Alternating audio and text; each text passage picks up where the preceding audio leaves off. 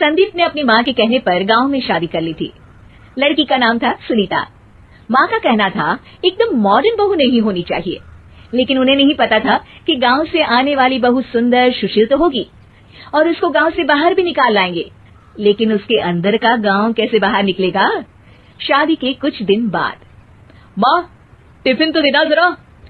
बेटा अब तो स्कूल नहीं ऑफिस जाता है, माँ से नहीं अपनी बीवी से टिफिन मांगा कर। ओके माँ। सुनीता टिफिन ले आओ। एक किलो टिफिन, इसके अंदर पिस्ता डाल दिया है। पिस्ता? पिस्ता क्यों? सास जी ने बोला था ना कि आपको पिस्ता बहुत पसंद है। ओहो, मैंने पिस्ता नहीं पास्ता बोला था, पास्ता। पास्ता? कहीं होता है पास्ता?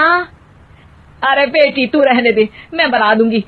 अच्छा किया कि पाव भाजी बनाने का नहीं बोला, वरना किसी के पाव बना देती है। सुनीता को बुरा लगता है, लेकिन उसकी नादान हरकतें कम नहीं होती। ऐसे ही एक दिन, अरे तुमने ये क्या लगाया है? अरे आप वो फूस फूस करके लगाते हैं ना, वही। डियो? का दियो? किसको दियो? अरे वही ना जिससे खुशबू आती है। हाँ हाँ सही पकड़े हैं। अच्छा लेकर तो आना। कौन सा डियो लगाया तुमने? अभी लेकर आते हैं जी। संदीप की बात मानकर सुनीता अंदर से खुशबू वाला फुसफुस लेकर आती है। OMG! OMG मतलब ओ माय गणेश ना। अरे OMG छोड़ो, ये खुशबू वाला फुसफुस की बात कर रही थी तुम? हाँ इसी की, फिर से सही पकड़े हैं। अरे देवी, लेकिन आप सही नहीं पकड़े हैं, ये डियो नहीं है। डियो नहीं है तो क्या लियो है? अरे ये रूम फ्रेशनर है, जिसको कमरे में छिड़कते हैं, खुद पर नहीं। कोई बात नहीं, माँ कहती थी आत्मा किराएदार है, शरीर एक किराए का कर्म। हम शरीर पे ये डाल लिए तो क्या फर्क पड़ जाएगा। अरे बहू, ओ बहू, मेरे लिए फल तो ले आ, फिर मैं बाजार जाऊंगी। सुनीता अपनी सास के लिए फल लेकर आती है। अरे बेटा, पपीता, तरबूज और सेब फल ऐसे कैसे खा लूं? काट कर तो ले आ। माँ जी, मेरे गांव में तो खेत से उठा के सीधा खा लेते हैं। अरे ये तेरा गांव नहीं है ना। अरे संदीप, तू ही कुछ समझा देना इसको बेटा। मैं कैसे समझाऊं माँ, ये तो माइक्रोवेव को भी भट्टी बोलती है। कल मैंने बोला हाय कैसी हो, तो बोलती है किसी को हाय नहीं लगानी चाहिए। अरे सुनीता, तेरा क्या होगा? अभी तो कैसे बताऊं माँ जी, अभी हम कुछ करेंगे फिर पता चलेगा क्या होगा, लड़का या लड़की। हे भगवान, कहाँ से आ गई है? रामपुर से जी, आप ही तो लेकर आए थे मुझे। अरे मुझे माफ कर दो।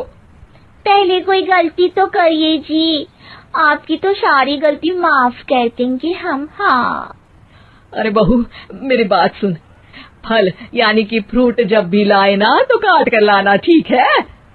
जी ठीक है माँ जी, फल यानी फ्रूट यानी काट के लाऊंगी। सुनीता रोज ही कोई ऐसी हरकत कर देती जिसकी वजह से उसे घर में दो बातें सुननी पड़ती। एक दिन, माँ मेरे बॉस घर पर आने वाले हैं शाम को, उनका बर्थडे है, फैमिली साथ नहीं रहती उनके, तो यही पार्टी कर लेंगे।